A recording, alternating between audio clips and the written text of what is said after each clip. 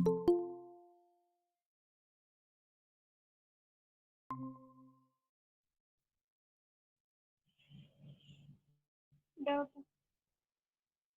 Iya.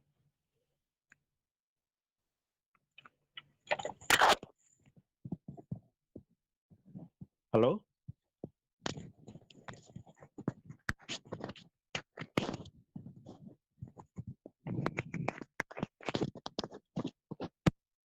Halo?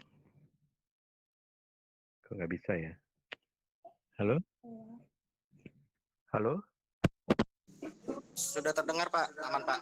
Oh, sudah aman. Gambar-gambarnya belum lihat ya? Oh ya. Sudah terlihat. Lagi intro dulu ya Pak. Untuk dicoba aja dulu. Apa ada sudah masuk yang lain? Yang lain belum? Yang lain belum.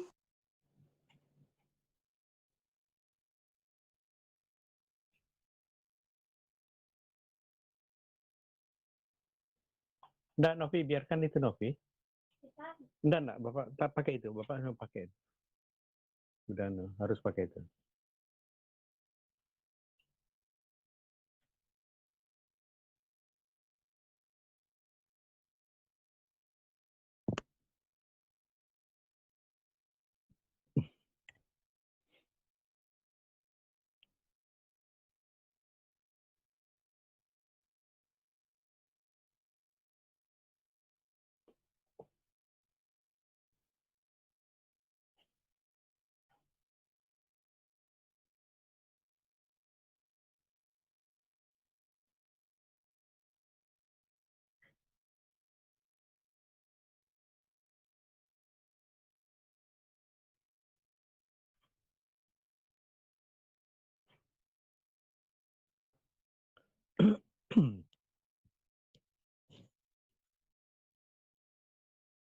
Kenapa?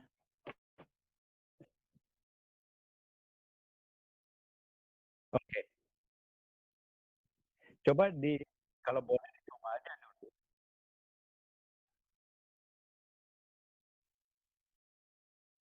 Oh, langsung ya, akan langsung ya. Tapi nanti jam itu. Tapi apakah ada orang lain yang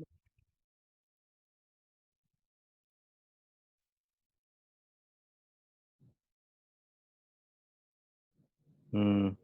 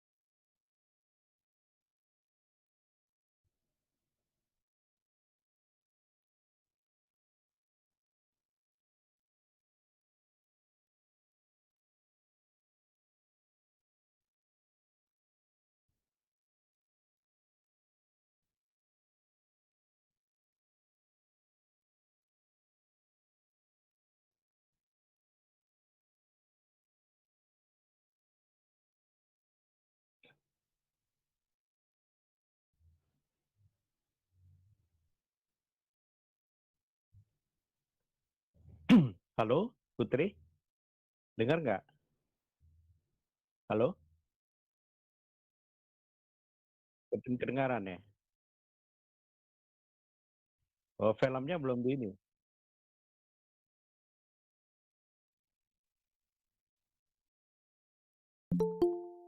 Oh ya.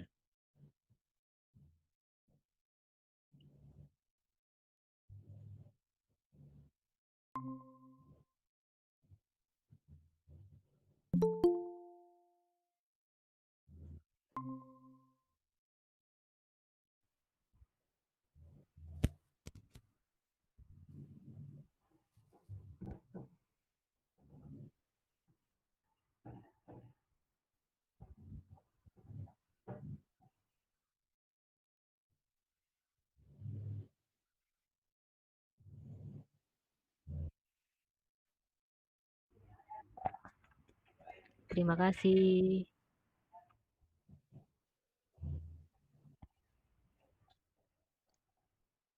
Terima kasih.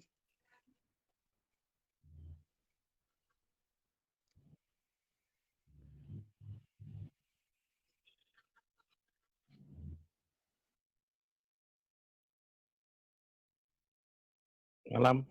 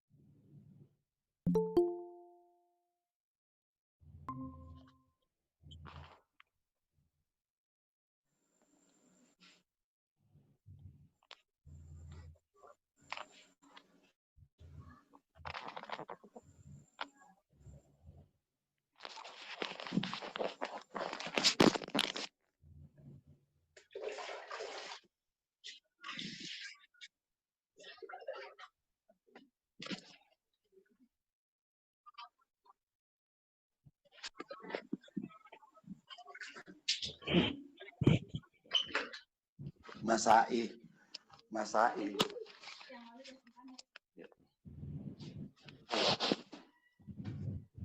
Masai.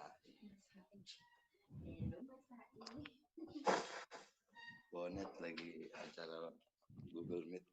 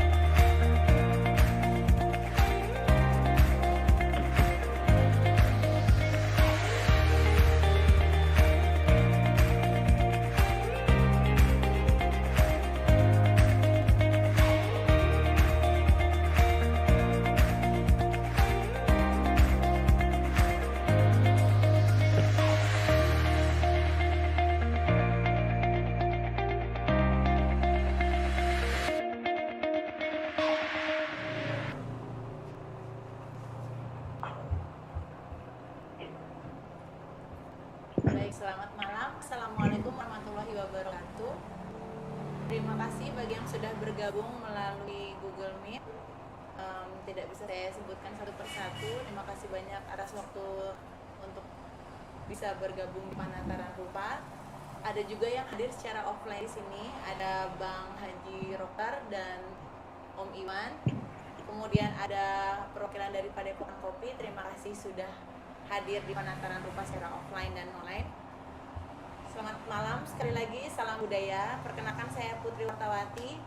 Di sini saya sebagai moderator dari acara Panataran Rupa, tepat 1 hari sebelum penutupan dari pameran tunggal Edi Bonetsky. Oke, di sini sebelumnya akan saya buka terlebih dahulu Panataran Rupa, yaitu metode yang kita angkat kembali untuk membicarakan karya kontemporer. Di sini mencakup 4 cara untuk mendekati sebuah karya, di mana ada wacana, wicara, wisesa, dan wiwaha. Tidak melulu kita akan membahas tentang bedah karya, tapi 4 pendekatan tersebut merupakan metode baru yang sedang kita coba untuk mendekati sebuah karya pameran tunggal Edi Bonetsky yang berjudul Before Half. Jadi sebenarnya pameran tunggal Edi Bonetsky ini sudah berlangsung sejak tanggal 1 Agustus 2020, diselenggarakan di Bima Sena Art Space. Bima Sena Art Space sendiri letaknya ada di Serang, Banten, Jalan Raya Takakan nomor 17. Kalau misalnya teman-teman secara offline setelah pandemi bisa kesini, sangat bisa ditemukan alamatnya di Google Map dengan mengklik atau mengketik Bima Sena Art Space. Oke, sebelum menuju ke wacana, saya akan memperkenalkan dahulu siapa itu Edi Bonetsky dan mengapa Edi Bonetsky kami pilih atau Bima Sena Art Space pilih sebagai seniman pertama yang menggelar pameran karya. Karena kebetulan Bima Sena Art Space sendiri merupakan art space yang sangat baru di Serang, Banten, yang mana kemunculannya berbarengan ketika grand opening. Program perdana kami adalah program pameran tunggal dari Edi Bonetsky yang berjudul Before Half atau Sebelum Setengah. Edi Bonetsky adalah mereka yang selalu berjalan tanpa berpaling. Ia mengukur panjang jalan ke arah yang tak seorang tahu kemana tujuannya. Ia mengembara di dunia ide yang selalu datang tiba-tiba. Berjalan dan bergerak adalah caranya mengada. Kehadirannya selalu membuat tanda. Spontanitas terhadap peristiwa dan cara menyikapi secara langsung menjadi ciri dan daya pukaunya. Ia selalu merespon gejala dan merekamnya melalui kata-kata, musik, lukisan, atau kegelisahan. Berkreasi bagi Edi Bonetsky adalah sebuah rekreasi, penciptaan kembali. Kemudian karyanya tebaran dari kegelisahan dan tanggapannya pada hidupnya sehari-hari. Karenanya ada batas untuk sebuah Bonetsky atau biasa kita kenal Bonetsky, langit yang tak terbatas untuk mengejar batas cakrawala. Selalu batas itu bergerak dan terus menjauh sebatas pandangan. Batas itu kemudian selalu sebelum setengah, yakni batas yang selalu bergerak. Sebelum setengah baginya bukan saja sebuah konsep, tetapi bagaimana cara ia bertindak. Sebelum setengah adalah cara Edi Bonetsky untuk menyelami dan memahami karya-karyanya, baik lukisan maupun musiknya. Sebelum setengah menjadi pengertian yang selalu terbuka. Tak ada batas dan terus mencari. Keindahan akan ditemukan dalam penjelajahan karena sesuatu yang indah, sekecil apapun akan menyingkap dirinya.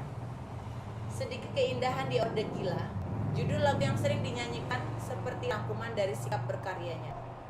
Dalam tatanan apapun, orde apapun, selalu ada keindahan yang menyelinap. Tugas senimanlah untuk menangkapnya dan menghidangkannya menjadi santapan publik. Tugas seniman adalah melawan kegilaan dan menampakkannya sebagai yang indah membuat dunia menjadi lebih bermakna. Dengannya, Edi Bonetsky pada galibnya seorang optimis. Betapapun suramnya dunia sekeliling, ia selalu memberi teguran yang segar, memompa semangat dan turun tangan dalam kegembiraan. Goresan Edi yang spontan, figur naif dan kata-kata berloncatan adalah ledakan yang muncul dari alam bawah sadarnya, yang justru kehadirannya untuk menegaskan di mana kita sedang berdiri saat ini. Maka Edi Bonetsky adalah mereka yang berjalan pada garis sebelum setengah. Baiklah, saya perkenalkan seniman kita yaitu Edi Bonetsky. Terima kasih sudah jauh-jauh datang kemari dari Tangerang.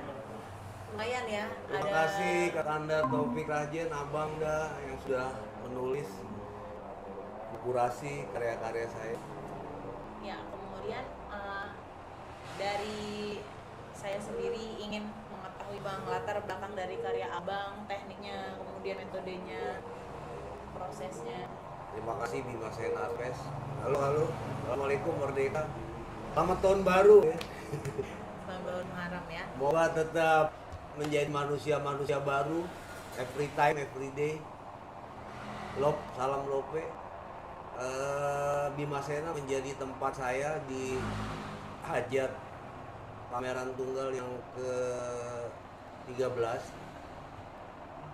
Senang sekali, bahagia karena dua pasangan yang berbahagia ini, Kak Destian dan Kak Putih, menjadikan kampung halaman Tatakan, sebuah kampung kecil di Kota Serang, menjadi tempat saya menggelar hajat ini.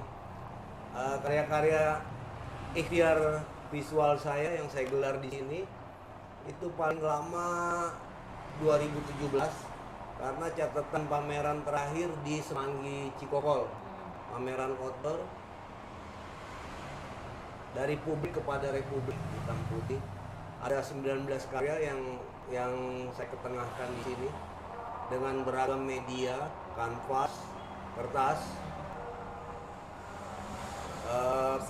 mesin tik performatif room yang saya istilahkan dengan literasi visual.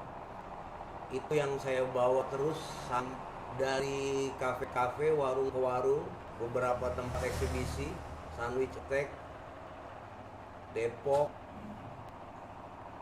Belarus bahkan sampai di Kota Serang sini. Kecenderungan karya ini yang bagi Bang Taufik Rajen ditulis dengan sedikit keindahan di Orde Gila ya. Karena ini yang di belakang adalah karya sedikit keindahan. Saya tempel di medium yang sama, Orde Gila. Jadi perkawinan dwi warna, konsepnya bagaimana merah putih sebagai lambang identitas kebangsaan saya kawinkan dengan kanvas. Yang satu jadinya Orde Gila tercipta masa pandemi, yang satu sedikit keindahan. Jadinya bagaimanapun enggak di 75 tahun kemerdekaan Republik Indonesia ini saya ketengahkan karya-karya itu yang 18 karya selain dari publik kepada republik adalah karya-karya terbaru di masa pagebluk. Masa pagebluk, work from home. Saya lakukan kerja-kerja itu kerja-kerja outdoor di Cikokol gitu. Baik, ini langsung saya serahkan dan saya lempar ke narasumber yang pertama ya. Mohon memberikan tanggapannya dari narasumber yang pertama yaitu Bapak Taufik Rajen sebagai pengantar. Selamat malam Pak Taufik. Dan oh ya, sudah bisa. Apakah suara saya? Dengar. Ya, sudah terdengar. Terima kasih. Pertama-tama, selamat pagi. Dan ini adalah penataran rupa. Mungkin penataran setelah 1000 tahun ya. Karena penataran yang dilakukan bukan 1000 tahun, bukan 700 tahun. Itu abad 15 dulu. Jadi kenapa ada ini menjadi upaya bagaimana tradisi kita dirinya melakukan perubahan. Dalam pengantar saya katakan kenapa namanya penataran rupa. Jadi teman-teman sekalian, setiap budaya itu biasanya ada cara untuk melakukan perubahan. Caranya dengan melakukan penelitian. bukan. Jadi karena kita itu mengkritik kalangan tua atau melakukan revolusi atau protes, membuat satu orde baru. Nah ini sebenarnya cara yang bersifat organik dengan mengembangkan apa yang nilai baru itu adalah lahir dari nilai yang lama. Itu pendekatan kedua. Nah, pendekatan ketiga itu biasanya menggabungkan keduanya. Menggabungkannya dengan cara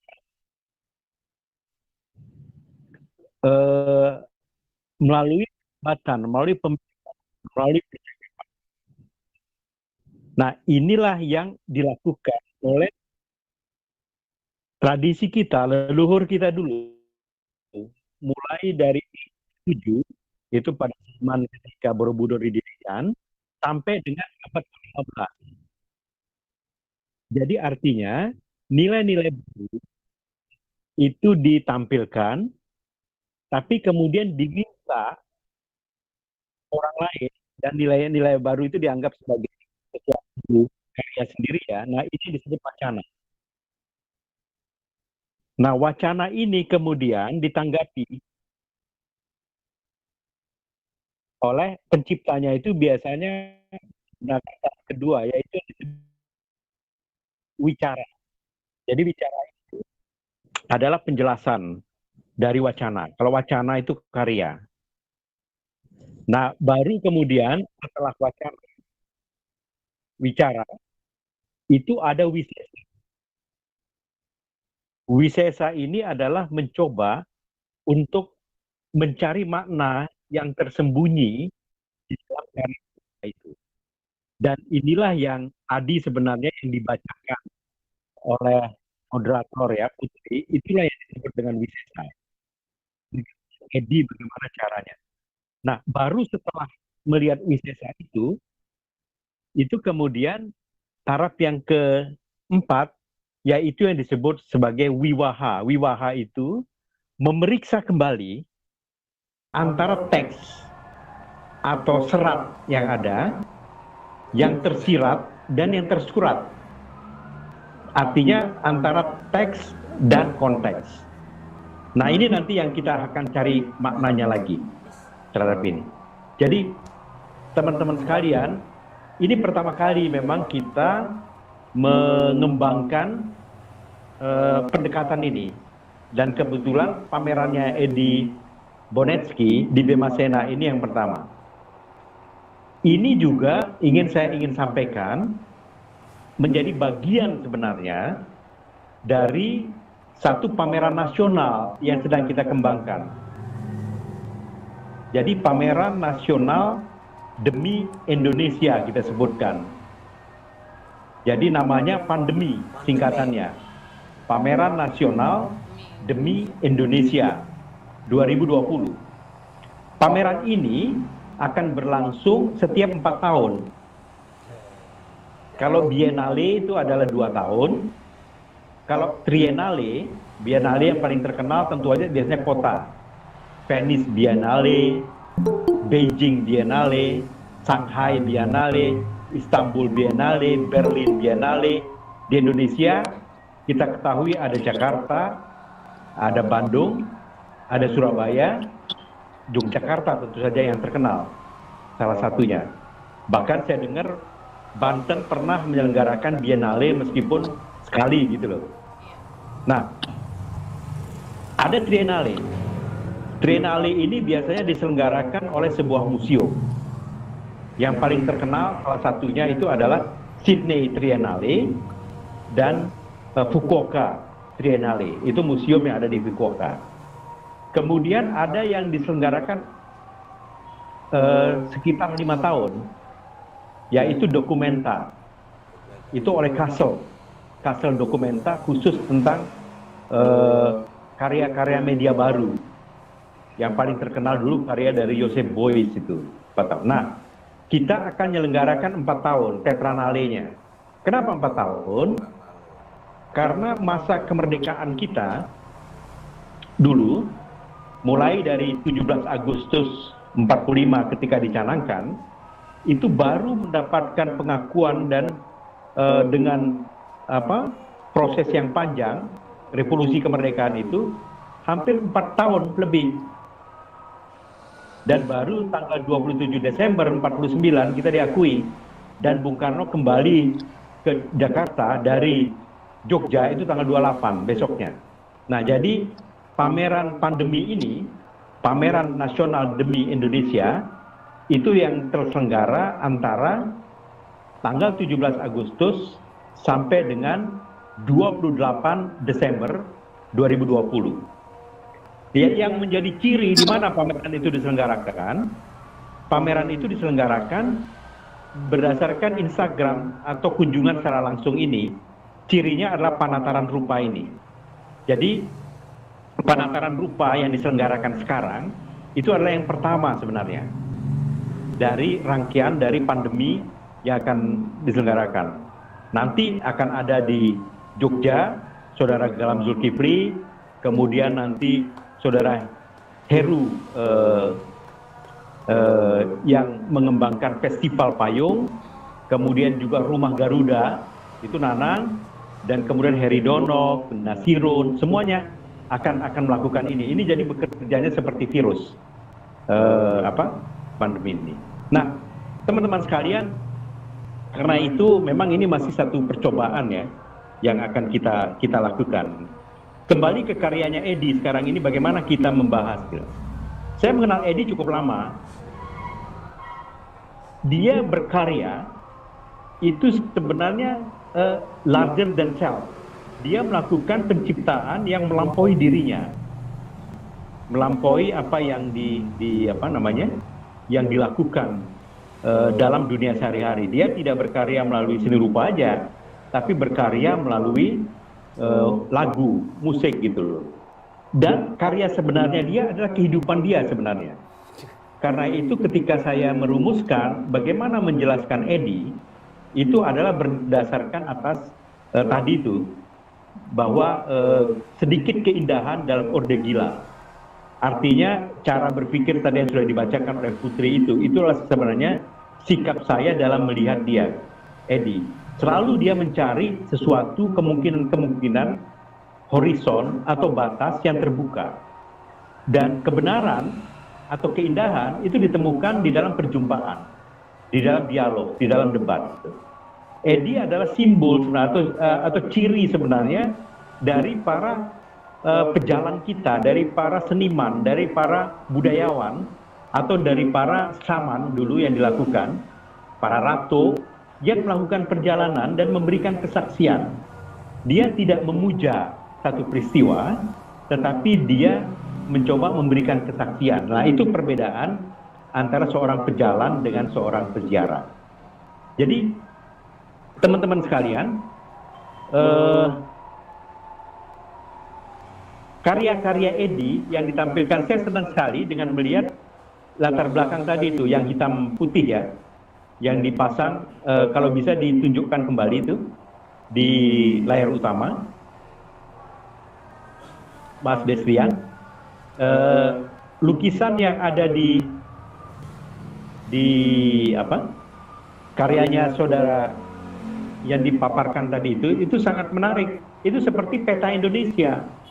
Jadi peta bawah sadar tentang keindonesiaan kita, meskipun dibuat dengan hitam putih ya, tetapi itu cukup untuk menjelaskan perasaan-perasaan atau peta kesadaran, mindscape yang ada di dalam diri kita ini.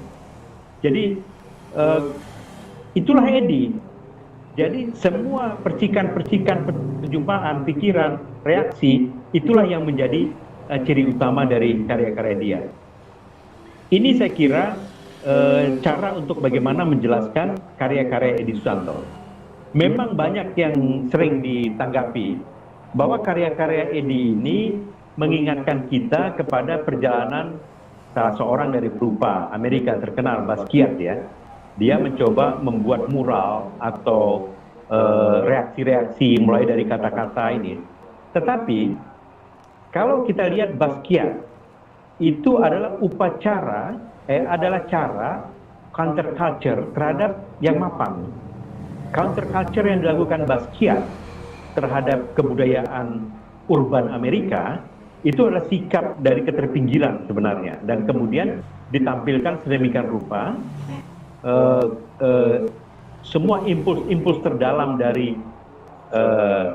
ego atau id yang ada di dalam alam bawah sadar itu ditampilkan dengan gerakan atau garis dari masa kanak-kanak dia, dari ketertindasannya, dari upaya pemberontakan yang dilakukan oleh Basquiat.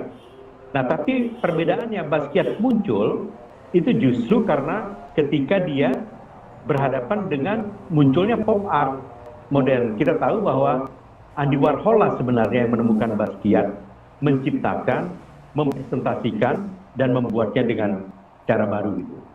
Nah, karena itu, tetapi beda dengan Eddie. Eddie sebenarnya lebih banyak merekam dan mencatatkan kembali perjumpaan kita justru dengan realitas sehari-hari dalam upaya dia menciptakan, bukan melakukan protes, melakukan kritik.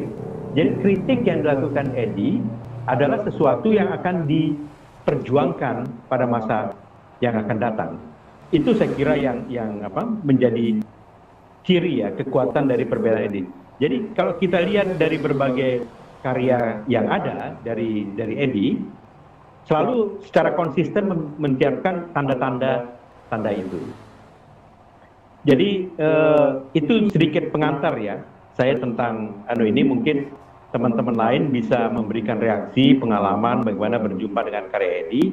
Nanti akan saya tambahkan lagi bagaimana kita menafsirkan atau memaknakan kembali dalam konteks yang terakhir. Nanti masalah teks dan konteks, kemudian bagaimana menyikapi berbagai yang tersirat dari surat yang ada dalam goresan-goresan dari Eddie. Saya kira itu, terima kasih. Sayang sekali saya nggak terlihat ini ya, gambar yang di channel saya secara umum ya, yang muncul. Apakah nggak bisa ditampilkan aja ya? Baru sekarang saya muncul. Mungkin itu yang untuk pengantar dulu. Terima kasih. Baik, sama-sama. Terima Itu dulu. kasih. Terima kasih Pak Taufik Rahzen untuk pengantarnya. Sebelumnya untuk teman-teman yang tidak bisa menyaksikan langsung karya pameran tunggal dari Eddie Bonetsky yang berjudul Before Half ini, bisa kunjungi Instagram Bima Sena Art Space. Nanti kita ada katalog dari beberapa karyanya Bang Eddie. Kebetulan ada 17 karya ya Bang ya? Ada 19 karya. Termasuk ada di sini, saya mau ngambil salah satu dulu ya. Di sini ada yang menarik banget. Ini ada puzzle ya Bang ya. Biasanya kalau di pameran-pameran itu, ini karena baru pertama kali juga saya lihat, biasanya tuh cuma acrylic on canvas, oil on canvas, atau mixed media on canvas. Tapi kali ini kanvasnya dibikin sekecil-kecil ini. Ada puzzle-nya, ini juga nanti bisa teman-teman lihat di Instagramnya Bima Sena Art Space. Ada banyak lagi, ada juga yang postcard ya Bang ya. Ada postcard, ada beberapa series juga gitu, bisa teman-teman lihat lagi di Instagramnya Bima Sena Art Space. Baik, kemudian saya ini enaknya raise hand atau saya lempar aja ya langsung ya. Boleh minta pendapatnya dari narasumber kita berikutnya, yaitu Mas Galam Zulkifli. Mas Galam. Halo Mas Galam. Mas Galam ini salah satu rupa dari Jogja ya, yang lukisannya sempat viral di Bandara Soekarno-Hatta dengan gambar kecil editnya. Mas Galam, atau sebelum kita ke Mas Galam, ada yang mau menanggapi atau pernah bertemu dengan Eddie Bonetsky secara langsung? Yang offline juga bisa kalau mau menanggapi, Bang Haji Roker atau Om Iwan atau dari Padepokan Sufi. Ada mana kali? Baik, Mas Galam sementara masih bisa. Sedang Loading ya. Oke. Selamat malam Mas Galam.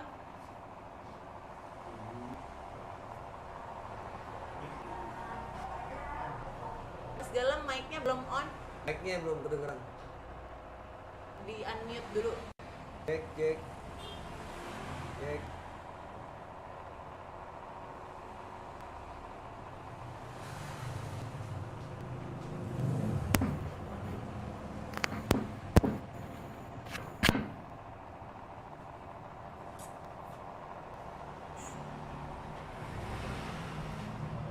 Halo Mas Galam, sudah ada?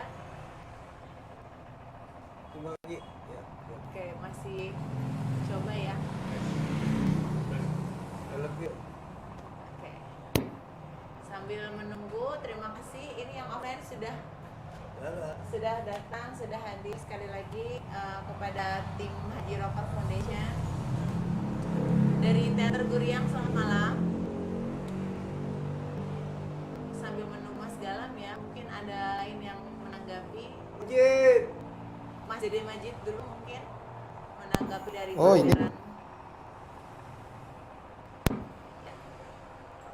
Yang ini. Ini ya. Bentar. Yang ini. Oh, ini kita kembali ke Mas Galam lagi ya? Atau ke Mas Dede Majid? Oke. Cek cek Oke. Lagi online. cek cek. Oke, sudah terdengar Mas Galam, sudah terdengar. Nanti setelah Mas Galam saya Oke. lanjut ke Mas Dede Majid ya dari Rangkas Bitung. Ini kita kembali ke Jogja.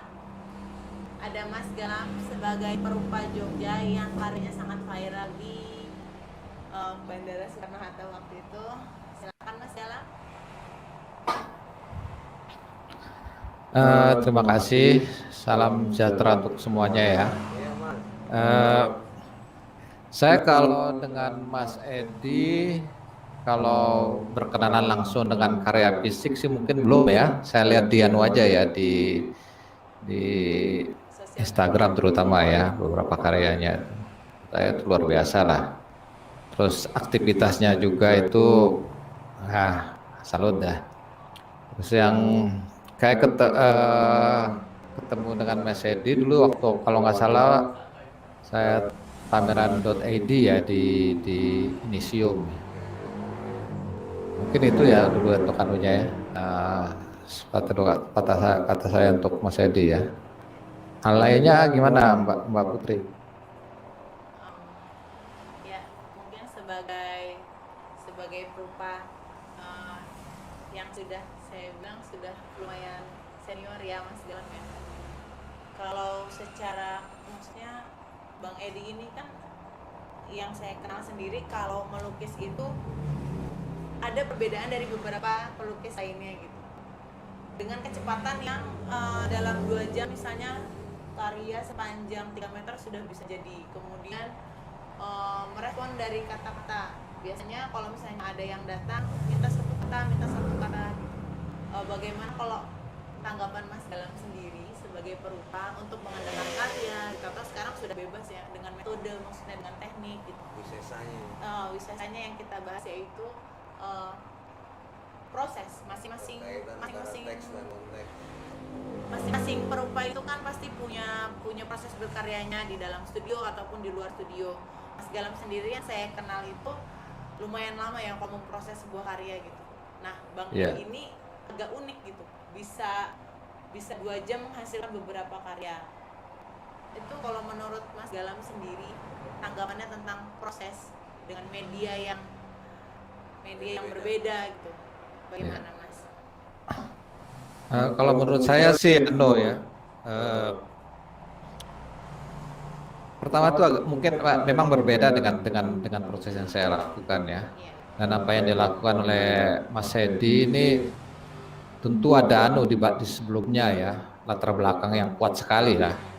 Misalnya proses dalam kesehariannya, gimana dia berinteraksi dengan banyak orang dan sebagainya ya. Dan itu yang membuat misalnya bisa spontanitas dan kekuatan itu yang justru saya mungkin agak iri dengan itu, malah saya nggak bisa seperti itu karena mungkin kita beda latar belakang cara kita melihat sesuatu ya. Dan kalau Mas Edi itu kalau menurut saya tuh mungkin kalau saya mungkin lebih ke rumahan mungkin ya, nggak begitu lebih ngamatin lebih. Nah kalau Mas Edi ini kan langsung turun ke lapangan, langsung ngalamin, langsung berinteraksi dengan rasa-rasa itu kan terakumulasi sedemikian kuat sehingga ketika diekspresikan itu ya kayak kayak apa ya, kayak petasan mungkin yang meledak aja tiba-tiba tuh. Sementara kan, nah itu yang belum tentu semua seniman punya kekuatan itu. Ada yang mungkin bisa seperti itu kan mungkin karena hanya sekedar main-main, nggak ada latar belakang yang kuat di belakangnya. Saya percaya Mas Edi itu dari tuturan Mas Topik juga tadi, dan saya lihat juga aktivitas keseniannya ya, terutama di media sosial itu kaya sekali dengan ini, dengan itu pengalaman itu. Nah itu yang saya rasa yang membuat bukan sekedar spontanitas saja, tapi pendalaman itu justru muncul dari itu. Ketika diekspresikan ya meledak aja sih. Mungkin itu ya. Oke. Terima kasih Mas Galang. Dan yang berikutnya ledakan itu bisa lewat media apa aja. Bisa ya lukisan, ya musik, ya apa. Nah itu pengalaman itu yang mungkin gak semua orang punya. Dan itu kekayaannya Mas Edi di situ menurut saya. Kekuatan sekaligus kekayaannya. Ya itu mungkin ya. Oke, terima kasih Mas Galang. Nah, ini juga sebenarnya salah satu pikiran saya dan Destian sebelumnya saat mengembangkan Bimasna Art Space ini. Kita kembali ke saat ini situasi sedang pandemi ya. Bagaimana seni rupa itu tetap bisa berkarya meskipun di tengah pandemi. Bagaimana caranya teman-teman tetap bisa berapresiasi seperti itu. Mungkin saya juga akan minta tanggapan dari ada perupa yang lain yang sudah bergabung, atau bisa langsung nanti raise hand aja, angkat tangannya gitu, atau saya kembalikan ke Mas Galang dan Pak Taufik, atau ada Mas Heru Mataya sudah masuk ya, karena kan saat ini memang ini adalah awal dari perjalanan pandemi ya, yang tadi sudah dibahas oleh Pak Taufik Razan, yaitu pameran demi Indonesia ya, pandemi dari situ. Ini akan berlangsung dari sudah berlangsung bahkan ya Mas Destian ya, dari 17 Agustus 2020 sampai Desember 2020, yang mana nanti kita akan saling berkunjung melalui Instagram. Bagaimana menurut teman-teman yang memang sebagai pelaku seni rupa langsung begitu merespon pameran demi Indonesia ini? Maksudnya apakah di tengah gebluk seperti ini masih tetap punya hasrat untuk berkarya secara virtual seperti itu? Bagaimana kendala-kendalanya? Atau bisa dimulai dari Bang Edi dulu sendiri gitu Bang. Ada keanehan nggak ya untuk normal ini, tiba-tiba semua pameran kita alih fungsikan sosial media, kemudian ruang-ruang seperti ini sudah tidak berfungsi kembali, atau seperti apa Bang Edi? Kayaknya makasih Put, makasih Mas Galang,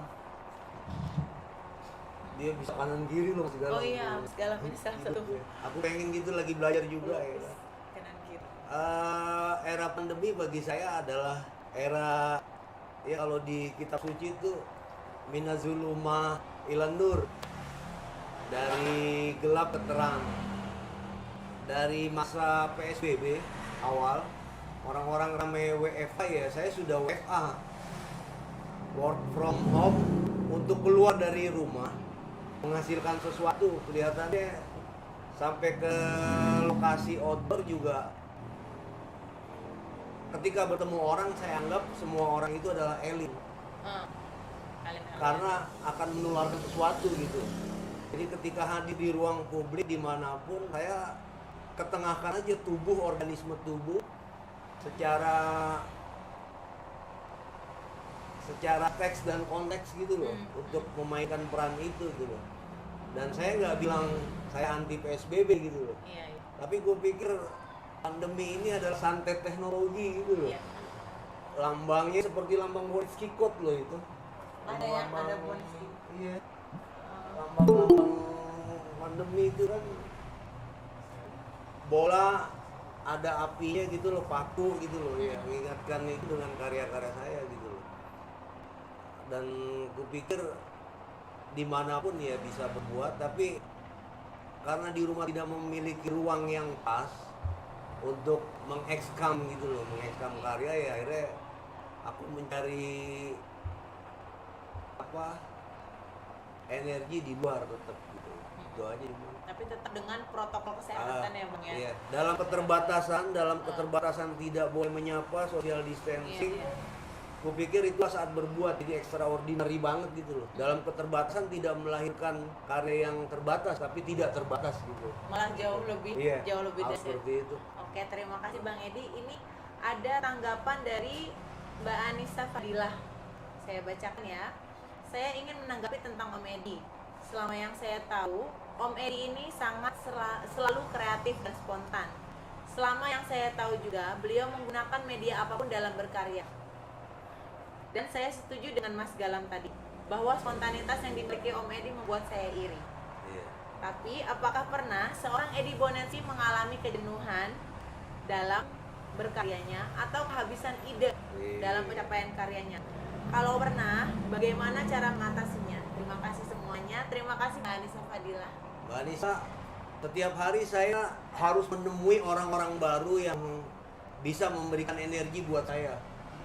Siapapun, lintas, anak, bapak, nenek, kakek, tukang beca, apapun itu, bahkan orang yang asing yang dibilang dia ditakuti orang, saya harus temui itu gitu untuk mendapatkan energi secara organik ketubuhan dari mereka gitu kayaknya. Jadi nggak pernah ada rasa jenuh sama sekali ya, karena merasakan energi. Terima kasih Mbak Anissa. Terima kasih Mbak Anissa. Oke, sebelumnya terima kasih yang baru masuk. Ada online dan offline-nya. Dari online-nya ada Mbak Kana, ada Mas Budi, Kana Fudi ya?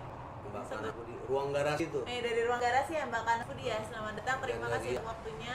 Ada Mas Heru Mataya, Mas Heru, terima kasih dari Festival Payung ya Mas Heru ya. Kemudian yang offline-nya ada teman-teman dari mana Mas? Oh, dari UKM Kompas dan UKM Klasik ya. Terima kasih sudah datang. Terima kasih kembali. Baik, kembali lagi untuk penataran rupa Edi Bonetsi. Mungkin kalau ada yang mau menanggapi tentang pameran tunggal Edi Bonetsi yang berjudul Before Half atau Sebelum Setengah ini, bisa raise hand atau diketik, nanti akan saya langsung hubungi. Atau kita kembali ke bagaimana dengan teman-teman yang balik ke pandemi aja nih, penataran iya. rupa nih katanya yang udah jujur. Iya. Bagaimana ketika ruang-ruang yang ada seperti galeri-galeri atau art space yang kemudian berubah di jendela-jendela Instagram atau Facebook tentang sosial media. Indonesia hebat tuh. Oh iya, Indonesia hebat banget. Indonesia Ya. hebat, jadi Virusnya. hari ini Indonesia harus bahagia. Jadi kalau kawan-kawan ada yang hafal lagu Indonesia 3 stanza, Bang Topik, Hampura, Mas Galam, aku pikir di stanza kedua Indonesia tanah yang mulia, di stanza ketiga Indonesia tanah yang suci ya. Itu penggalian-penggalian itu harus terus berlangsung gitu, Iya. menuju Indonesia bahagia gitu. Iya. Nggak ada di belahan dunia manapun. Kalau kemarin teman-teman di Eropa Timur juga bilang masa-masa pandemi karena ini sifatnya global mereka stres semua, tapi kalau di Indonesia gila Masih tetap extraordinary banget, berkarya dan bisa berpameran dimanapun gitu. Iya. Sebenarnya kendalanya bukan cuma dari seni rupa ya, tapi beberapa teman-teman dari pelaku seni di berbagai kalangan, seperti misalnya dari seni pertunjukan juga. Kembali saya akan mencolek Majid kali itu. Mas Dede Majid dari Teater Guriang di Rangkas Bitung, Banten. Yang saya kenal ini Mas Dede Majid juga aktif dalam berkesenian teater, kemudian sering berkunjung ke pameran-pameran seni rupa, akrab dengan Edi Bonetsi, menghadapi pandemi seperti ini, terus menanggapi pameran online dan offline istilahnya. Itu bagaimana Kang Dede Majid? Saya panggil Akang aja ya karena dari Rangkas Bitung. Silahkan Kang Dede Majid bisa masuk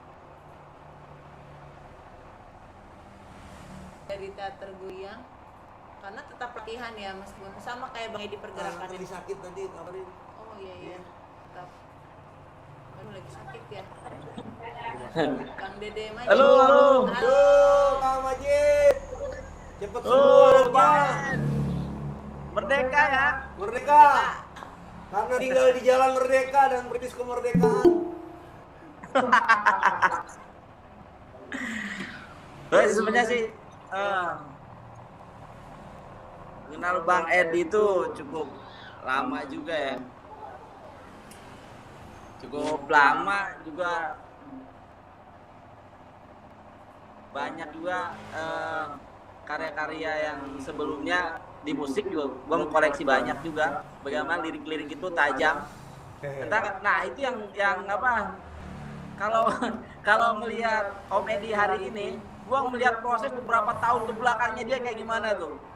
Justru kalau gue yang nggak menarik, kalau sekarang gue nggak begitu menarik karya-karyanya yang sekarang ditampilkan apa. Tapi yang gue lihat ini proses bagaimana penempaan seorang Edi Bonetti itu beberapa tahun ke belakangnya sampai hari ini bisa seperti itu. Itu yang gue kira yang gue lebih penasaran ke Bang Ed, dan jarang dia omongin. Jawaban deh, coba Bang Topik jawab. Iya, Bang Majid. Ada lagi? Halo. Iya. Terima kasih Kang Dede Majid. Masih ada lagi kali? Masih ada lagi kah? Enggak sih. Kalau melihat karya seni Bang Edi hari ini, gue lebih tertarik bagaimana proses penempaannya beberapa tahun ke belakang itu sih. Iya. Baik. Oke, terima kasih Bang Dede Majid. Dulunya gimana sih saya gitu ya? Iya, Bang kayak Topik kan bertanya jawab. ini terima kasih. Kembali untuk yang baru masuk ada Mr. Vin. Ada Mr. Vin Fong. Wong. Vin Fong. Mr. Pim Fong. Oke. Saya boleh kembalikan ke narasumber kita, Pak Taufik Razen. Banyak beberapa memang kemarin yang datang ke sini secara langsung itu menanggapi bahwa karyanya Om Edi ini yang saya lihat ya pasti begini gitu, pasti istilahnya ya. Kalau teman-teman dari mahasiswa gitu, karyanya berantakan banget nih, ini apa ya, ini lukisan apa ya, nggak terbaca, nggak terdeteksi. Tapi untuk beberapa teman-teman yang sudah kenal itu, seperti Kang Dede Majid juga sudah tidak melihat bentuk lagi panjang-panjang seperti itu, tapi lebih ke justru Edinya adalah keseniannya seperti itu. Bagaimana tanggapannya Pak Taufik Razen? Ya, terima kasih. Saya pertama ingin kasih dulu kaitannya dengan pandemi tadi, dikembalikan pameran pandemi ini ya. Edi memang pantas untuk memulai pameran ini karena begini, dulu pada saat kemerdekaan itu kemerdekaan itu dianggap sebagai wabah oleh Belanda. Oh gitu Bang. Jadi dokumen-dokumen militer yang ada di Belanda dulu menganggap bahwa merdeka itu adalah virus. Karena virus ini menggelisahkan. Dan virus ini berbahayanya sama dengan wabah pes.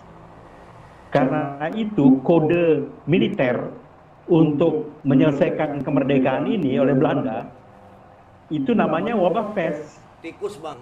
Sama dengan seperti sekarang gitu. Dan satu-satunya cara untuk menyelesaikan virus merdeka ini atau wabah pes ini itu dengan cara menghimpunnya dan menarik mereka dan mengontrolnya, mengelolanya melalui apa yang disebut Indonesia Serikat atau Uni Hindia Belanda. Jadi itu vaksinnya. Nah, melihat sekarang, kan kalau kita lihat banyak orang melihat pandemi ini kemudian dilihat sebagai sesuatu yang berbahaya, maksudnya yang menekan, dilihat sebagai bencana. Saya melihat pameran manifesto ya, yang diselenggarakan di Galeri Nasional melalui video. Di situ saya kira Edi Bonetti juga ikut dan Putri juga ikut ya. Tetapi kebanyakan masalah pandemi itu menjadi masalah eksistensial. Masalah yang ada di dalam dirinya, untuk dirinya, yang menekan dirinya.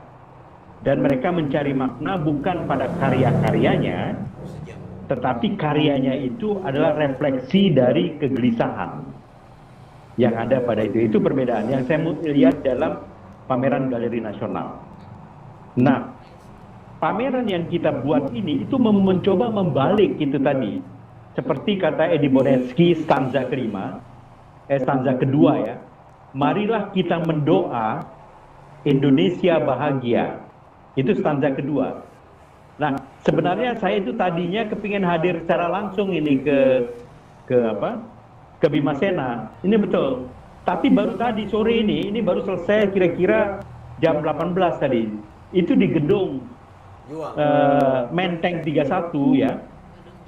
Gedung Menteng 31 yang gedung angkatan 45 itu baru kita mendoa. Ya, jadi kelompok forum doa anak bangsa ya, kemarin itu dengan Kiai Maman dan kemudian kita mendeklarasikan langsung apa yang disebut dengan kita. Kita itu adalah kerapatan Indonesia tanah air. Nah, makanya saya senang sekali itu lihat latar belakang Edi tadi itu dengan Putri. Itu yang hitam putih itu seperti peta tentang kita itu, kerapatan Indonesia tanah air. Hampir yang sama juga dilakukan oleh teman-teman seniman di Pasar Gembrong dari Peruja, Jakarta. Perupa Jakarta, itu membuat mural, itu tentang peta Indonesia, tapi dengan abstrak. Tapi warna-warni, itu yang ada. Jadi, teman-teman sekalian, memang ini satu yang mungkin besok kalian akan mendengar itu tentang berdirinya kita. Nah, sebenarnya saya sudah ceritakan juga ke teman-teman yang hadir tadi tentang pameran pandemi ini. Jadi keindonesiaan kita itu oleh dulu ya, oleh para relawan, oleh orang-orang seniman, oleh budayawan, Indonesia itu adalah negara yang dibayangkan. Nasionalisme imagine communities atau negara yang diciptakan, dibangun, dibayangkan, dimimpikan satu utopia. Karena Indonesia itu tidak dibangun berdasarkan atas suku, tidak dibangun berdasarkan atas agama, tidak dibangun berdasarkan atas imperium, tetapi dibangun atas pembayangan bersama. Dan siapa yang membayangkan itu? Kebanyakannya memang para budayawan, para seniman, para pemikir, founding fathers, ya, mereka itu adalah para jurnalis, para pers itu. Jadi mereka merapatkan diri membangun itu. Nah, inilah tugas dari seniman sekarang, pandemi ini, mereka menyusun lagi gambaran-gambaran tentang itu. Galam Zulkifli ya, ini sebagai contoh aja. Galam Zulkifli di Jogja itu dia membuat satu galeri namanya Indonesian Idea, gagasan Indonesia. Sebenarnya memang nanti kita yang akan mengunjungi itu. Dan selalu Galam Zulkifli itu membuat karya-karya itu tentang keindonesiaan terus. Dan tanpa kompromi dia tidak untuk memuji sebuah rezim. Kalau kita lihat karya dia, nanti akan kita bahas secara khusus ya, yang ramai kemarin dibicarakan di Terminal 3 di Cengkareng, di Banten ini, yang karena ada Aidit di situ, karena tugas dia memang siapa yang menciptakan keindonesiaan, itulah yang dikaryakan. Nah, kembali ke Edi. Edi adalah itu. Edi adalah mencoba berjumpa bukan dengan ide dan gagasan besar. Dia berjumpa dengan ide, ungkapan, bahasa sehari-hari yang ada di lapangan, yang ada di jalan-jalan. Jadi kalau dia misalnya kadang meminta orang untuk menyebutkan satu kata, kata itu dikembangkan sedemikian rupa menjadi sebuah kalimat, menjadi suatu imajinasi, menjadi sebuah gagasan. Nah, begitu juga ketika kaos dibuat garisnya sedemikian rupa, pengalaman orang yang punya kaos itu, siapa yang akan memakainya, itu adalah upaya bersama untuk menciptakan karya-karya itu.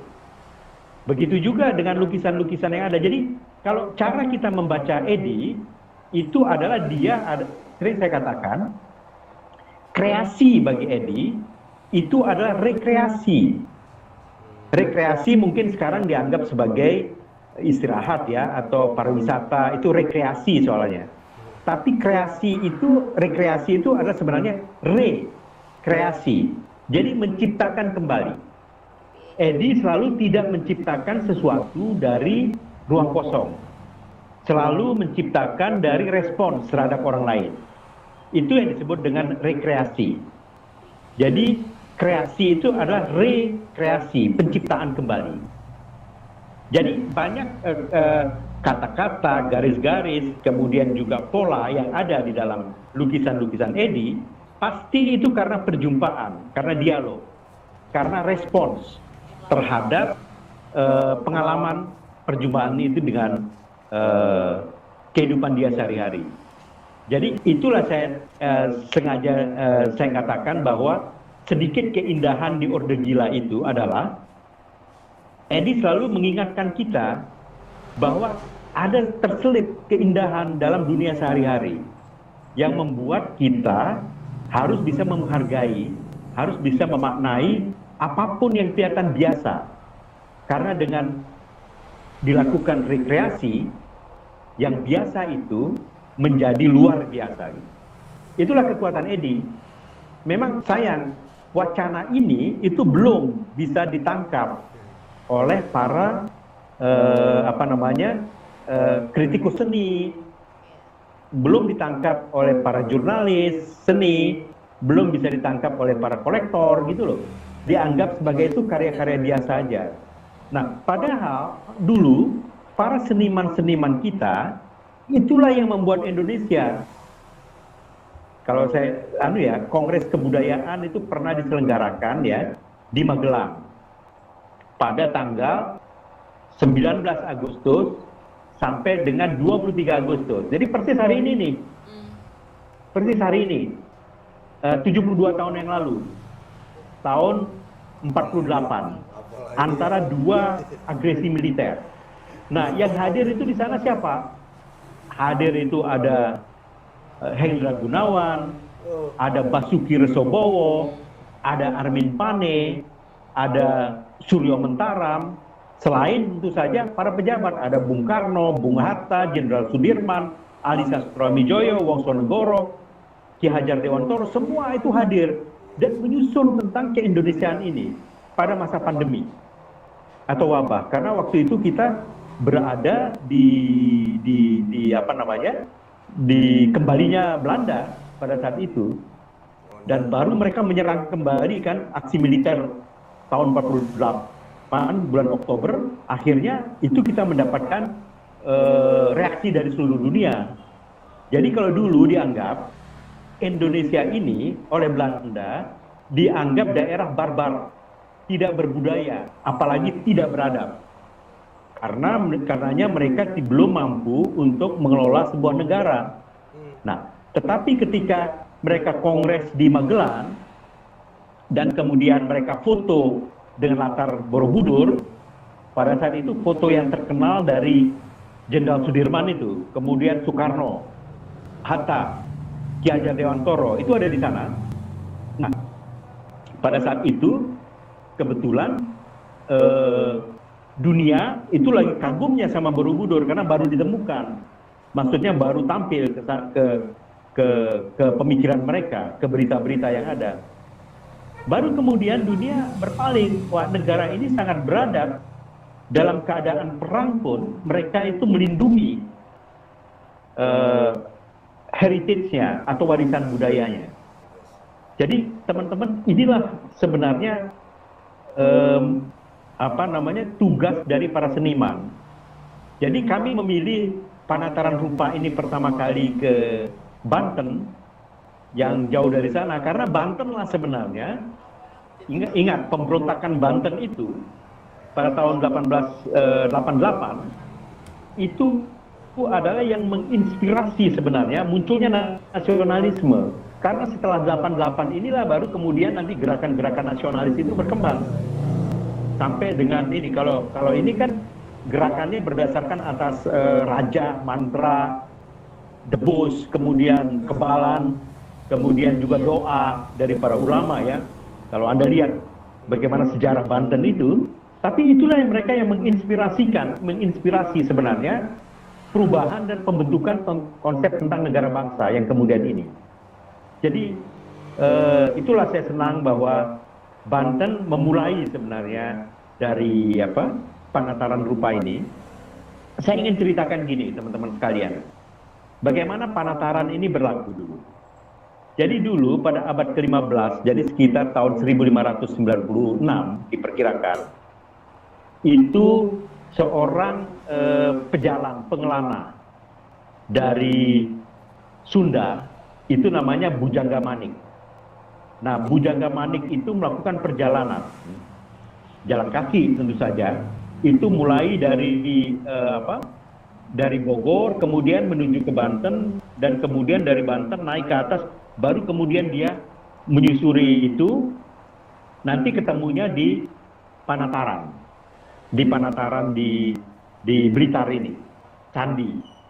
Dulu namanya candi ini adalah Rambut Pala sebenarnya, Rambut Pala.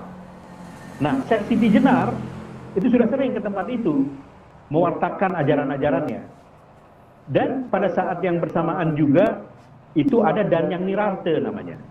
Danyang Nirarte inilah yang melakukan reformasi tentang Bali yang kita kenal saat ini. Dia itu awalnya seorang Buddha, itu dari seorang Buddha dari yang ada di Pasuruan. Mereka ketemu bertiga, melakukan perdebatan, percakapan, melakukan panataran sebenarnya. Mereka bertiga itu. Nah, yang kita kenal sekarang ini sebenarnya tentang keindonesiaan, tentang Sunda, tentang Jawa, Islam, kemudian juga Hindu, Buddha yang ada itu, dilahirkan Bali, itu muncul dari perdebatan-perdebatan yang ada pada masa itu. Inilah yang kemudian terkenal, candi itu namanya Panataran kemudian. Kebetulan di candi itu selalu dibicarakan, ditampilkan ya, itu cerita kisah Nusantara, yaitu cerita Panji, menceritakan tentang masa Erlangga sebenarnya, Jenggala, Kediri. Jadi kemudian ketika itu dibicarakan, sekaligus membicarakan, mendialogkan, mencakapkan, tapi menginternalisasi nilai-nilai itu. Jadi kemudian tersebarlah kemudian cerita Panji ke Sunda, ke Jawa, ke Bali, ke Sumatera, dan ke seluruh sampai dengan Asia Tenggara. Nah, inilah peranan dari Panataran itu. Karena itu kembali lagi ke pandemi. Jadi pandemi itu adalah pameran nasional. Jadi bukan pameran lokal. Nah, pameran nasional demi Indonesia itu adalah membayangkan kembali keindonesiaan kita ini. Kebetulan nanti insya Allah setelah ini kita akan mengunjungi Galam Zulkifli. Setelah ini juga akan mengunjungi Herumataya, yang orang ini menggagas. Itu bukan festival payung, itu sudah terkenal. Itu festival bendera. Yang jarang orang melihat itu, tapi itu menyentuh sekali. Itu satu karya yang sangat dibutuhkan sekarang pada masa pandemi semacam itu menciptakan realitas baru. Ada nanti juga kita akan mengunjungi Rumah Garuda. Itu bagaimana Nanang ini dia menciptakan wayang pulau, tapi juga koleksi-koleksi tentang Garuda ini tampil, dan kita akan terus membahas itu. Jadi Panataran Rupa ini kaitannya dengan Edi, semata-mata bukan semata karya-karya yang kita lihat ya, abstrak, responsif, kemudian ekspresi yang ada, tetapi kehidupan Edi sendiri sebenarnya mencerminkan itu. Coba Anda dengar atau baca lirik-lirik lagunya itu, semuanya tentang keindonesiaan. Semuanya cara yang nggak ada habis, sering tanpa kompromi, tentang bagaimana Indonesia itu bisa sehat dan bisa sejahtera dengan caranya sendiri tentu aja. Dan inilah sebenarnya kita bisa melihat Edi itu dalam konteks ini. Proses yang panjang itu, kehidupan itu ini. Karena itulah teman-teman sekalian, ketika judul dari sebelum setengah ini, karena Indonesia itu selalu sebelum setengah sebenarnya. Dan ini juga memperingati menjelang 50 tahunnya Edi Bonitsky. Saya nggak tahu 50 tahunnya persis kapan bulannya, tapi saya tahu tahun ini. Dan itu usia emas saya kira. Dan ini kita hormati bahwa setengah abad perjalanannya, sebelum setengah, itu menginspirasi cara kita bersikap kepada Indonesia ini. Terima kasih, itu aja keterangan yang ingin saya tambahkan. Baik. Baik, terima kasih Pak Taufik Razen. Ini karena sudah disinggung tadi Mas Heru Mataya. Saya juga mohon maaf sebelumnya tadi karena memang teman-teman taunya kan festival payung. Nah, saya sendiri juga pernah menghadiri festival bendera yang digagas oleh Mas Heru Mataya di Solo ya. Boleh saya sambungkan dengan Mas Heru Mataya ya, minta tanggapannya. Mas Heru Mataya. Halo. Iya. Selamat malam Mas Heru Mataya. Tes. Suaranya belum masuk Mas Heru. Mohon maaf. Tapi Bang Edi udah pernah ketemu sama Mas Heru ya? Pasti sudah kenal dekat. Iya. Di Jakarta semua. Pasti di mana-mana. Mas Heru ini juga sering sekali ngelihat Bapaknya festival. ya, Bapak Festival Indonesia ya. The Lord of Festival. The Lord of Festival. Ya, halo Mas Heru, masih belum tersambung ya. Sambil saya beritahu sebelumnya yang membuat pamerannya Edi Bonetsky ini berbeda dengan yang lain, yaitu di setiap karyanya Bang Edi, satu lukisan itu disisipkan satu lagu. Jadi kalau kemarin pembukaan juga lagu-lagu Edi ini mengiringi dari setiap kanvas-kanvas yang dipajang di sini. Gitu. Salah satu contoh yang Dwi Warna ini lagunya yang sedikit keindahan. Boleh nyanyiin sedikit Bang? Seperti biasa malam bertaburan bintang, saat ku tak berdaya ditemani kau bulan. Sesaat senyum manismu, senyum manis Nusantara ya, lembutkan aku setelah aku mengerti begitu sepinya hati ini. Akulah debu jalan, bla bla bla. Nah, baik. Ini memang selama yang saya dengar semua lagu-lagunya Edi Bonetsky ini menyinggung seperti kata Pak Taufik Razen tadi, menyinggung tentang kebudayaan dan tentang bagaimana Indonesia tetap harus bangkit. Ya, kita sudah terhubung dengan Mas Heru. Halo Mas Heru. Oh, masih belum ada suaranya ya? Karena kemarin Halo. ya. Halo Mas Heru. Ya, sudah ada suaranya.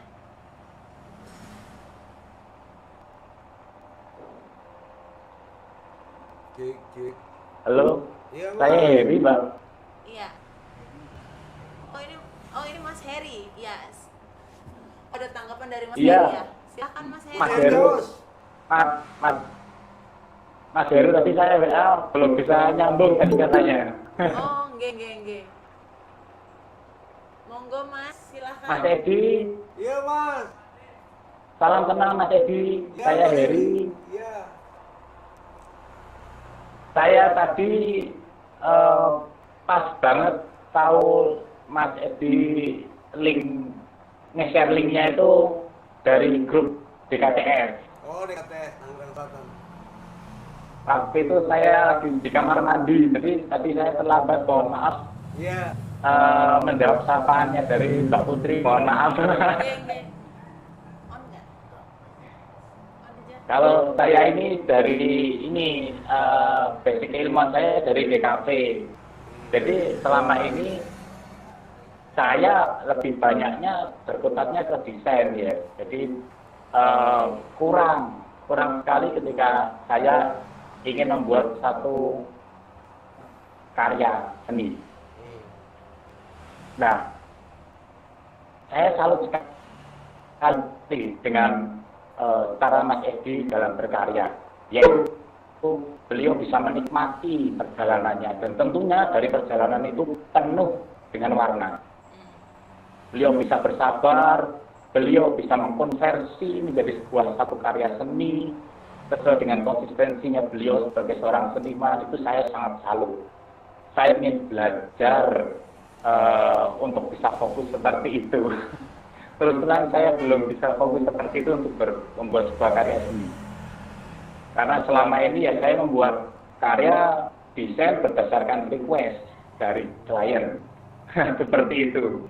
Berbeda sekali gitu.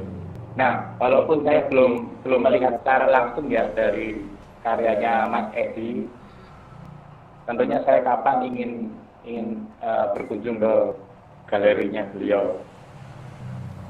Mungkin cukup itu saja Mas Edi. Iya, Mas Terus Edi. berkarya Mas Edi. Iya. Dan saya juga sangat mengapresiasi cara menggunakan media untuk teman-teman seniman dan nanti teman-teman desainer untuk menjadi ruang apresiasi melalui kegiatan-kegiatan online seperti ini. Jadi ya dengan kondisi seperti ini terus cepat move on, terus kemudian segera beradaptasi itu luar biasa. Saya harap kegiatan-kegiatan seperti ini terus bisa berjalan dengan baik. Suatu saat tapi saya ingin bekerjasama juga, saya ingin berkolaborasi juga. Ya. Mungkin cukup seperti itu. Terima kasih Mbak Putri. Oh iya, tadi saya ini dari Solo, saya ini aslinya dari Solo, terus kemudian saat ini saya berdomisili Di Tangerang. di Bintaro. Ya, sampai ketemu Mas Edi, saya ingin ngajak ngopi-ngopi sama beliau. Terima kasih banyak Mas Heri.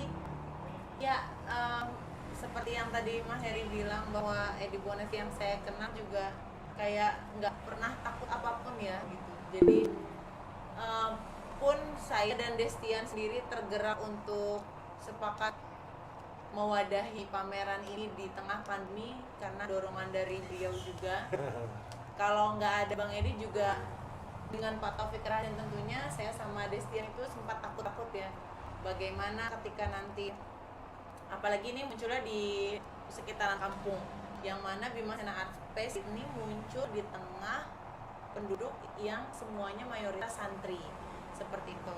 Jadi dengan kehadiran Bang Edi waktu itu langsung secara spontan juga ini saya berbagi sedikit. Ketika kita sedang setting display di sini, Bang Edi tiba-tiba melihat tembok di samping rumah masih kosong. Pak, boleh nggak ini gue mural aja deh gitu. Sempet agak khawatir gitu ya, tapi ya udah deh, kita coba bagaimana memperkenalkan menggambar di tengah masyarakat santri di daerah Matrakan ini. Memang banyak sekali orang lalu lalang yang melihat bahwa ini tempat apa kemudian, tapi justru dengan kehadiran Bang Edi, dengan kehadiran Bima Sena di tengah masyarakat, kemudian saya dan Destian belajar masyarakat jadi mengenal seni menggambar. Mereka masih awam dengan kata-kata lukisan. Warga sekitar mengenal dengan menggambar. Dulu sebutannya juga Sujoyono Persatuan Ahli Gambar. Iya, menggambar. Persagi. Tekra juga Masih ahli gambar. Gambar seperti itu. Jadi yang saya Ada suka pertanyaan tuh tadi, Mas Heri. Mas Heri pertanyaannya kalau mau ngelihat karya saya di sekitar Bintaro Di Rempah, ya? masih terhubung ya? Iya. Di rumah Rempoa 1 samping Bukit Mas dekat rumahnya almarhum Uje itu ada beberapa karya, ada 3 buah. Ada juga di sektor 9 tempat kopi Murdana Mini Lips. Ada mural saya, ada kanvas, ada drawing kecil. Ada juga di Kandang Jurang Doang, di kafe Kandang Jurang Doang itu ada karya triplek dari Areng, ada karya kanvas, ada karya piringan hitam, vinil dan klis foto yang kecil-kecil, bonet sikot semua itu di toiletnya, di tempat cucian tangan. Gitu Mas Heri. Terima kasih. I love you. Siap Mas Heri. Ya. I love you too. Ya. Bisa nanti langsung. Tapi saya belum puas nanti kalau pengen bertemu langsung sama Mas Edi. Suatu saat pasti Mas Edi. Kebetulan saat ini saya kan sedang merintis juga sebuah edukasi. Nanti suatu saat saya ingin konsultasi sama Mas Edi. Iya. Makasih Mas. Di Bintaro. Yeah. Terima kasih Mas Edi. Makasih Mas Heri, mungkin nanti Mas Heri juga bisa bergabung di pandemi ya. Pameran Nasional Demi Indonesia seperti itu akan lebih seru karena tadi backgroundnya dari DKV ya. desain Dari desain komunikasi visual. Oke. Oke. Kemudian ini ada tanggapan dari Mr. Vin Pham. Congratulations for Edi Bonetsky. Thank you. Before half is something that you bring for us to commemorate how times is always circling out like a wheel. Happy birthday Edi, good luck.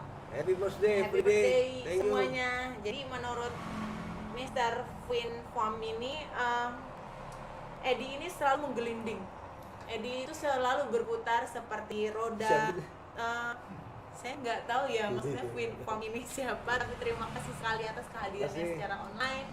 Kemudian memberikan semangat juga pada kita semua untuk tetap berkarya. Ada baru masuk lagi yaitu Mas Heru Mataya. Mas Heru Mataya sudah masuk kembali ya. Halo Mas Heru Mataya, sudah bisa terhubung dengan saya. Terima kasih Mr. Vin Pham. Vin Pham. Mas Heru. Mic-nya masih di mute ya Mas Heru ya. Jalan. Iya, sambil Jalan tuh, dari Solo jalan. sambil nunggu Mas Heru. Dari Solo jalan arusnya tuh. Ya. Mungkin Ada delay juga. Ada lu naik kereta. iya. Loh, ini sudah masuk. Masih Mas Heru ya? Oh, ini Mas Heru sudah. Oke. Oh, ini lagi connecting ke Mas Heru. Oh iya. Halo Mas Heru. Mic-nya masih belum ada lagi ya. Suaranya belum terdengar. Oke, Mas Heru suara sudah masuk. Saya belum bisa, Pak. Saya ada di jalan, mendengarkan saja dulu, Mbak. Oh iya. Baik Mas, baik. Ya. Nah, saya ada di jalan, saya tak mendengarkan saja. Ya. Oke. Tetap berada di jalan yang benar. Tetap semangat Mas Heru. Maaf kita mengganggu waktunya. Ya. Hati-hati di jalan Mas Heru. Ya. I love you. Baik, ini baru masuk lagi ada Hilmi Fabeta. Kalau Mas Hilmi Fabeta langsung saya tembak nih. Oke, Mas Hilmi Fabeta. Silahkan. Selamat malam Mas Hilmi. Suara tes. Oke, sudah masuk. Ya, saya mohon maaf baru online tadi, Iya. baru sampai rumah. Ya, pertama-tama menyampaikan selamat untuk sidangnya. Aja. Panataran. Sesi berbaginya. Terus selanjutnya juga selamat untuk Bima Sena. Kedengeran ya suara saya? Kedengeran. Ya, kedengeran. Cakep. Selamat juga untuk Bima Sena sudah membuka ruang kesenian, kebudayaan, ruang kultural di Kota Serang. Insya Allah dalam waktu dekat nanti kami akan mampir. Itu kali Kak, itu dulu Kak. Gimana Kak? Oh, iya. Oke, nggak siap. Terima kasih karena baru Halo, masuk Kak juga Putri. ya. Iya. Ya, siap Mas Hilmi karena baru masuk juga ya. Terima kasih. Iya, aku nyimak juga ya. Ya. Baik. Jadi untuk yang baru masuk saya putar kembali ini acara malam ini kami sebut dengan pengantaran rupa yang mana metode sebuah metode Menuju masih dalam suasana pandemi. Iya. Pameran nasional demi Indonesia. Ya, jadi pengantar untuk pameran nasional demi Indonesia yang mana nanti teknis dari pameran nasional demi Indonesia ini akan berkunjung satu sama lain ke Instagram perupa yang sedang dibahas nantinya. Untuk setelah ini sepertinya memang karyanya Mas Galam Zulkifli yang akan terlebih dahulu kita kunjungi. Kembali lagi ke Pak Taufik Razen sebagai narasumber karena waktunya tinggal 7 menit lagi untuk penantaan rupa pada malam ini. Sebenarnya masih banyak sekali ya yang ingin kita bahas, tapi karena terbatasan waktu 7 menit sebelum acara kami tutup, saya kembalikan ke narasumber yaitu Pak Taufik Razen. Silahkan Pak. Iya, sebenarnya saya baru terkonek lagi nih, nggak sempat dengar beberapa hal tadi itu. Tapi nggak apa-apa, karena saya kira gini, selamat kepada Bima Sena. Saya ingin memberikan komentar aja dari cerita-cerita. Memang waktu itu saya kan diundang untuk membuka karyanya Edi. Ini pengakuan aja. Terus saya katakan, jangan saya. Apalagi masa pandemi ya, masa PSBB kemarin itu. Saya ini kan orang sudah di atas 50 tahun, jadi yang sebenarnya senior justru dalam posisi berbahaya sekarang ini. Mereka itu sudah terseleksi oleh alam, tidak terlalu kuat untuk bertahan dalam dunia terbuka. Cari aja, menurut saya, kemudian orang-orang yang dihormati atau orang-orang yang kalian anggap tepat membuka karya itu. Tentu saja, katanya apakah perlu pejabat atau seniman atau terserah mana yang kalian anggap penting, saya katakan. Tentu saja kalau pejabat pasti susah datangnya, begitu juga seniman pasti susah, apalagi ini pada masa PSBB. Kemudian baru saya dengar bahwa yang membuka acaranya Edi Bonetsky ini itu adalah ketua RT. Terus terang saya ingin apresiasi ini bagus sekali. Saya sendiri atau juga nggak tahu nama ketua RT-nya itu siapa. Jadi ketua RT itu sekarang ini adalah makhluk yang paling berkuasa dalam masa pandemi ini. Bukan bupati, bukan presiden, bukan gubernur yang berkuasa, sebenarnya ketua RT. Karena ketua RT ini yang paling tahu siapa yang sakit, siapa yang membutuhkan bantuan, siapa yang harus direkomendasikan. Jadi hidup mati kita itu karena ketua RT. Kadang kita nggak tahu namanya itu siapa. Kalau gubernur seperti di Jakarta ini, itu tempat kesalahan sebenarnya. Kasihan kayak seperti Gubernur Khofifah di Jawa Timur, begitu naik banyak penderita dari COVID, dia yang disalahkan. Begitu juga Jawa Barat, begitu juga Jakarta, begitu juga Jawa Tengah, begitu juga yang lain. Padahal dia kan hanya reaksi dari respons dari masyarakat ya. Nah, jadi ketika acaranya Edi Bonetsky ini dibuka oleh ketua RT, itu simbolik sebenarnya. Karena sebenarnya ketua RT itu mewakili tentang siapapun yang ada di Indonesia ini, dia yang tiba-tiba menentukan. Bukan kepala desa loh. Kepala desa itu diprotes di mana-mana. Karena dia memotong bantuan kadang, kemudian dicurigai, padahal dia nggak melakukan itu mungkin. Hanya ketua RT yang menentukan. Mana yang berpenyakitan, mana yang enggak, mana yang kena virus, mana yang enggak, mana yang sembuh, mana yang enggak. Sebenarnya kita tergantung pada ketua RT. Jadi RT itu adalah simbol dari zaman kita ini. Dan itulah Edi Bonetsky, Anda harus membuat respons terhadap keberadaan dari institusi RT ini. Anda tahu RT itu siapa yang menciptakan? Kita dulu itu di Indonesia hanya dikenal sampai desa. RT ini itu kita meniru sebenarnya itu konsep dari Jepang. Hanya di Jepang lah ada rukun tetangga ini dan rukun warga, itu di Jepang. Di negara-negara lain itu nggak ada. Di Indonesia nggak ada sebenarnya ketua RT. Kita itu paling dekat itu adalah dusun. Yang disebut dengan dusun itu adalah komunitas doa. Jadi dari berbagai agama pun mereka berdoa, itulah dusun. Baru kumpulan dusun-dusun ini adalah desa. Jadi, tetapi kemudian Jepang menciptakan sistem pengawasan melekat yang langsung diawasi oleh tetangganya. Jadi kita ini adalah spionase langsung dari tetangga kita. Nah, itulah sejarah dari RT itu muncul, rukun tetangga itu. Di atas tingkat RT itu diawasi, baru RW. Di atas RW nanti baru kemudian kampung, di atas kampung baru desa. Jadi ini sebenarnya konsep. Jadi ketika Bima Sena mengambil ketua RT sebagai pembuka, itu sebenarnya bisa sebagai satu gejala kebudayaan atau kritik, tapi sekaligus cara kita mewaspadai atau merefleksikan tentang posisi dalam situasi sulit semacam ini itu. Saya kira itu yang ingin saya sampaikan. Selamat sekali lagi kepada Bima Sena dan juga kepada Edi Bonetsky yang terima kasih memulai dari Pameran Nasional Demi Indonesia ini. Terima kasih, salam, selamat. Baik, terima kasih sekali lagi kepada Pak Taufik Razin. Kemudian terima kasih untuk teman-teman yang sudah hadir baik secara online maupun offline. Kita sudah di penghujung acara.